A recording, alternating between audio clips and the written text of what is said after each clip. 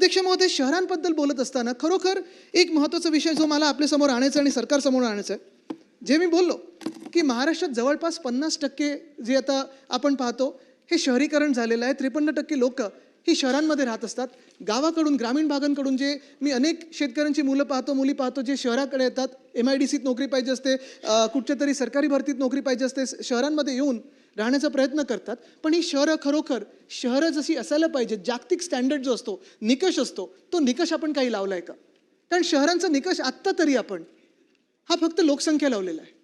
आणि मी मुख्यमंत्री महोदयांना विनंती करीन आपल्या माध्यमातून, कारण ते पण जग फिरून आलेले आहेत, ते पुन्हा एकदा डायव्हर्सला जातील, जागतिक पातळीवर ते चर्चा करत असतात की शहरांसाठी अर्बनायझेशन हा त्यांचा पण आवडता प्रश्न आहे, माझा पण आवडता विषय आहे.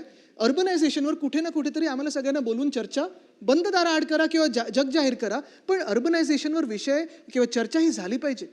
आज शहरांचं काय हाल आहे? आत्ताच जे नीती आयोगामधून रिटायर झाले अमिताभ कांत साहेब, खूप मोठं योगदान आहे त्यांचं या देशाला. प्रधानमंत्री महोदयांचे एकदम जवळचे देखील ते अधिकारी आहेत.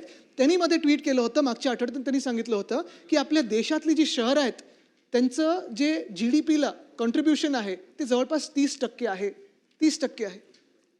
आता हेच जर आपण पाहिलं तर ह्या शहरांमधून जर GDP 30% पर्यंत असेल किंवा जास्ती पण असेल, ही 15 शहरं जी त्यांनी मोजली, काही शहरांची नावं देखील ट्विट केली होती.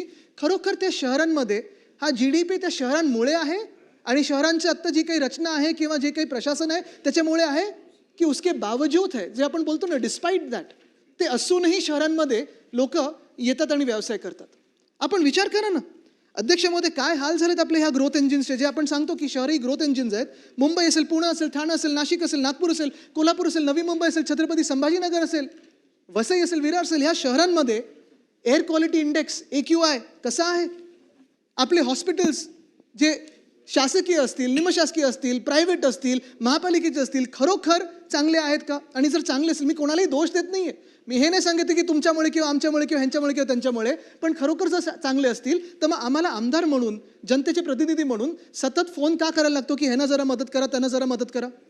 तसंच जर पाहायला गेलं तर शाळांची पण तीच परिस्थिती आहे. तसंच जर पाहायला गेलं तर रस्त्यांची तीच परिस्थिती आहे. फुटपाथ जणू काही मुंबईत आता गेले 2-3 वर्ष आम्ही पाहतोय फुटपाथच नसल्यासारखी परिस्थिती झालेली आहे. आणि प्रत्येक वेळी आम्ही इथे बैठक लावायची मागणी करतो, बैठक होते, पण पुढे काही होतं का? हा एक विचार करण्याची गोष्ट आहे.